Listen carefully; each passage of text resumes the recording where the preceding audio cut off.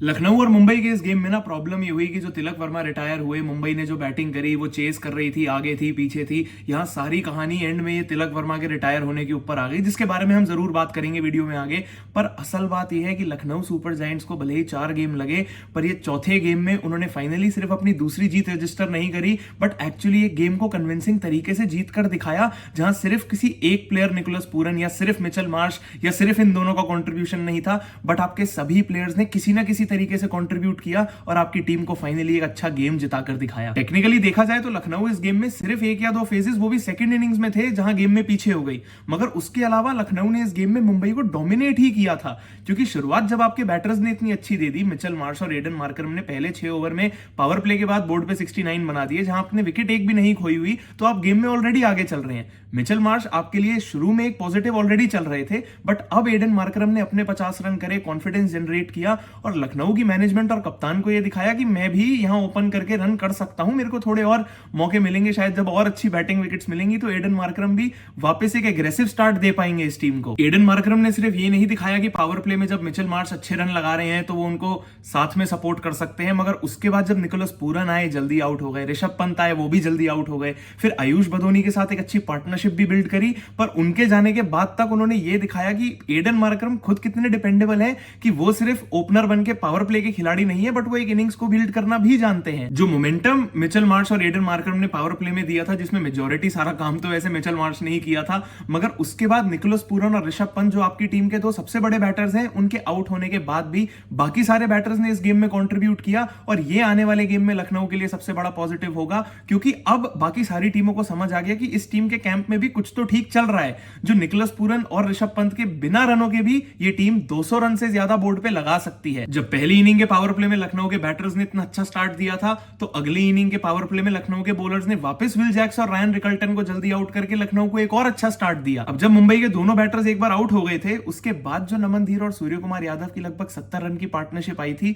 वो एक ऐसा फेज था जहां मुंबई ने लखनऊ को वापस ये जवाब दे दिया था कि भले ही 200 रन से ऊपर का टारगेट है, पर 2 विकेट गिराने के बाद भी हमारे पास वो बैटर्स हैं जो इस टारगेट को चेस कर सकते हैं। क्योंकि ये बात मैंने पुरानी वीडियोस में भी कही थी कि जब एटलीस्ट मुंबई इंडियंस वानखेड़े के बाहर दूसरी टीमों के घर पे खेल रही है, तब आप नमन धीर को lower down the order waste करो मत। जब विकेट्स थोड़ी ज्यादा मुश्किल है, बाकी टीम्स के पास ज्यादा एडवांटेज है, तो आप अपने इंडियन बैटर को नंबर 3 पे प्रमोट करो और देखो वो क्या कमाल करते हैं। और इस गेम में नमन धीर ने अपने 46 रन से काउंटर अटैक किया, लखनऊ को अंडर प्रेशर डाला और मुंबई को एक मुश्किल सिचुएशन से निकाल के वापस गेम में लेकर आए। मुंबई के लिए वैसे असली प्रॉब्लम तो शुरू ही तब हुई जब नमन धीर आउट हुए और तिलक वर्मा बैटिंग करने आए, क्योंकि ये बात मैं रिमाइंड कर दूं कि जिस पॉइंट पे नमन धीर आउट हुए हैं, मुंबई के 8 ओवर में 86 रन थे। आपकी करंट रेट ज्यादा है, रिक्वायर्ड रेट कम है, तो मुंबई चेज में ऑलरेडी आगे चल रही है। और ऐसा नहीं है कि अभी शुरू के 2-3 ओवर हुए हैं तो ये कोई हवा वाली बात है, लगभग आधी इनिंग खत्म हो चुकी है, और यहां से अगर आपकी अब सिर्फ 2 ही विकेट गिरी हैं, टोटल अब 3 गिर चुकी हैं क्योंकि नमन धीर आउट हो गए, पर फिर भी आपके पास वो बैटिंग लाइनअप है जो ये टारगेट को शायद 2 ओवर पहले ही चेस कर लेता। पर उसके बाद जब 10 ओवर खत्म हुए तो 16 ओवर तक तिलक वर्मा ने एक भी बाउंड्री नहीं लगाई, और प्रॉब्लम ये थी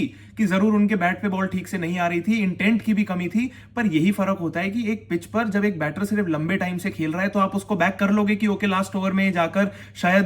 सब कुछ टर्न अराउंड कर दे और टीम को गेम जिता दे। पर प्रॉब्लम ये थी कि तिलक वर्मा को देख के समझ आ रहा था कि उनके बैट पे बॉल ही नहीं लग रही है। दोनों सिनेरियोज में डिफरेंस होता है कि एक प्लेयर जो लंबे टाइम से पिच पे खड़ा है और एक प्लेयर जो लंबे टाइम से पिच पे खड़ा है और उससे रन नहीं लग पा रहे हैं, और तिलक वर्मा के लिए वही सिनेरियो था, क्योंकि बाकी सारे बैटर्स इजीली खेल पा रहे थे, तिलक वर्मा के लिए कुछ अलग दिक्कतें आ रही थी। ये 10 ओवर से लेके 16 ओवर के फेज तक जहां कोई तिलक वर्मा ने बाउंड्री नहीं मारी, उसी फेज में सूर्य कुमार यादव ने 6 चौके लगाए थे, मुंबई के पूरे बैटिंग लाइनअप को अकेले कैरी किया था, और उसी प्रेशर में शायद वो आउट भी हो गए। उस पॉइंट पर जो भी गेम देख रहा था वो इजीली बता सकता था कि अगर मुंबई यहां से गेम हारती है तो उसके दोषी तिलक वर्मा होंगे, क्योंकि जब सारे बैटर्स इतना तेज खेल रहे हैं, तिलक वर्मा नहीं खेल रहे हैं, उनकी कोई स्ट्राइक रेट नहीं है, तो प्रॉब्लम उनके साथ है। और जब सूर्य कुमार यादव उस चेस को लीड कर ही रहे थे तो वो भी उसी प्रेशर में आउट हो गए, क्योंकि सामने से कोई रन नहीं आ रहे थे। अभी तक तो तिलक वर्मा के ऊपर सारा ब्लेम डालने को सब तैयार थे और किसी को प्रॉब्लम भी नहीं होती अगर वो आउट हो जाते, पर क्योंकि उनको रिटायर कर दिया और ये डिसीजन आउट था, तो सब अब उनके साथ सिंपैथाइज करने लगे। सबके मन में सिनेरियोस बनने लगे कि अगर तिलक वर्मा शायद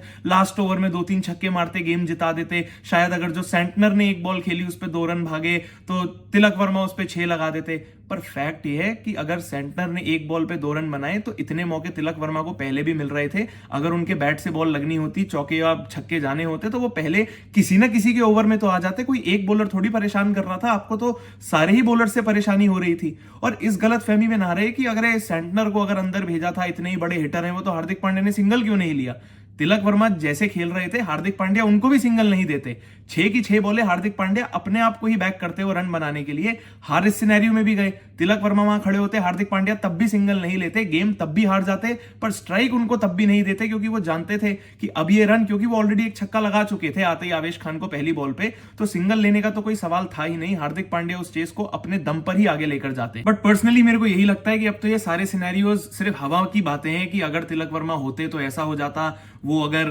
कोई और आता तो ऐसा हो जाता। बट फैक्ट ये है कि जब तक वो खेल रहे थे तब तक रन नहीं आए, इस वजह से मुंबई हार गई। इस बात से न जाने क्यों सब लोग हटने की कोशिश कर रहे हैं और बातें घुमा रहे हैं। जब तक वो खेल रहे थे तब तक रन नहीं आए और वही रीजन है कि मुंबई गेम हार गई। इस आईपीएल वैसे इतने सारे इमर्जिंग टैलेंट्स हैं और सभी टीमों को उनकी स्काउटिंग के लिए इतना क्रेडिट मिल रहा है, तो लखनऊ सुपर जायंट्स की स्काउटिंग टीम को भी पूरा क्रेडिट मिलना चाहिए जो दिग्वेश राठी को वो पिक करके लाए हैं। ये इमरान ताहिर जैसा जो उनका पर्सोना है और जो वो अपनी मिस्ट्री बॉलिंग कर रहे हैं, पावर प्ले में भी डाल रहे हैं, अब तो लखनऊ के लिए डेथ में भी बॉलिंग कर रहे हैं। ये उनके 4 ओवर में 21 रन है, जो बीच बीच में उन्होंने मिडिल ओवर्स में सिर्फ 2 या 3 रन दिए। जब सूर्य कुमार यादव, तिलक वर्मा खेल रहे थे, हार्दिक पांड्या भी जब आए तो उनको भी फंसा के रखा। ये वही ओवर्स हैं जहां पर मुंबई थोड़ा कैपिटलाइज कर भी सकती थी, पर दिग्वेश राठी ने करने नहीं दिया और ये उनकी क्वालिटी है। एक ही इमर्जिंग टैलेंट दिग्वेश राठी और दूसरे हमारे वेटरन शार्दुल ठाकुर, जिनको न जाने लखनऊ सुपर जायंट्स ने आखिरी मोमेंट पर क्या सोच के पिक किया। पर ये शार्दुल ठाकुर का जो सबसे मुश्किल 19वां ओवर था, जहां मुंबई को 2 ओवर में 29 रन चाहिए थे,